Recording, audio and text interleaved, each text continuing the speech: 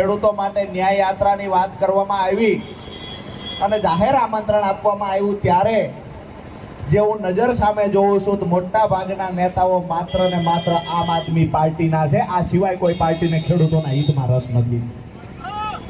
આજે ખેડૂતો સાથે કોઈ પણ મુશ્કેલી આવી છે, પછી એના પાક નુકસાનના વળતરની વાત હોય, પછી ખેડૂતો માટે જે ખેડૂતોની પ્રમોલિગેશન થયું અને જમીન માપણીમાં જે ગોટાળા થયા એ ગોટાળા બહાર લાવવાથી લઈને આજ દિવસ સુધી ખેડૂતો માટે લડવાની વાત હોય, કે પછી સિંચાઈના પાણી મુદ્દે ખેડૂતો માટે લડવાની વાત હોય, ખેડૂતોના જમીનમાંથી હાઈ ટેન્શન લાઈન પસાર થતી હોય ત્યારે બોલવાની વાત હોય, આજે હું ચોટીલાની અંદર રામ ચોકમાંથી જાહેરમાં ચેલેન્જ કરું છું ભાજપના નેતાઓને કે જો ખેડૂતો માટે લાગણી બચી હોય તો ખેડૂતો જે મુદ્દે પીડાય છે, તમારાથી સમસ્યાનું સમાધાન થાય એવું છે, ભાજપના નેતાઓને જો ખેડૂતો માટે લાગણી હોય તો જાહેરમાં ચેલેન્જ કરીએ છીએ, અમારી સાથે ડિબેટ કરવા બેસો.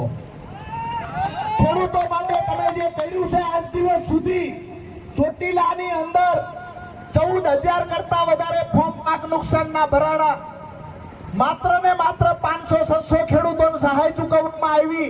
એ સહાય પણ મજાક સમાન ચૂકવવામાં આવી.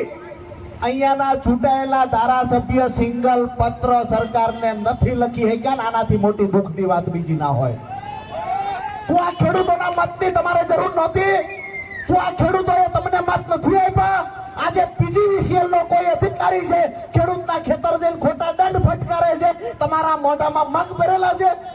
તમે અહીંથી ચૂંટાઈ ગયા છો ખેડૂતો માટે, ક્યારે કાંઈ નહીં બોલવું, ખેડૂતોના હિતની વાત ન કરવી, વિધાનસભામાં ચોટીલાના મુદ્દે, મૂળીના મુદ્દે કે થાનગઢના મુદ્દે નહીં બોલી, જે મૂક પ્રેક્ષક બનીને તમે વિધાનસભામાં ખેડૂતો સાથે જે મજાક થઈ રહી છે એને તમે જે જોવો છો, આવનાર સમયમાં ચોટીલાના ખેડૂતો તમને જડબાતોડ જવાબ આપશે.